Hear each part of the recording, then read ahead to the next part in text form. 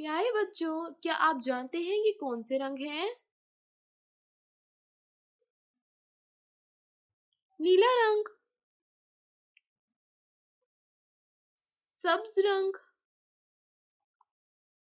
लाल रंग, पीला रंग। आज हम सीखेंगे अलिफ बे पे। चले शुरू करते हैं। काला रंग, नीला रंग, लाल रंग, सब्ज रंग, सब्ज रंग। अलिफ, अलिफ से अंगूर। बे, बे से बतख। पे, पे से पंखा। ते, ते से ताला। सब्ज रंग, अलिफ बे पे ते। नीला रंग, टे, टे से ट्रैक्टर। से से सानिया। जीम, जीम से जग। चे, चे से चांदनी। नीला रंग, टे से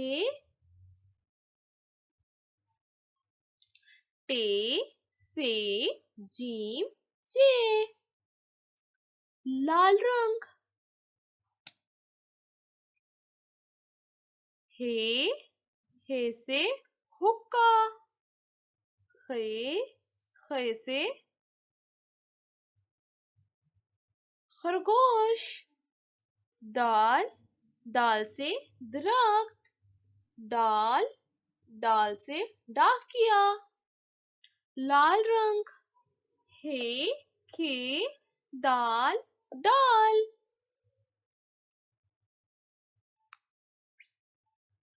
नीला रंग,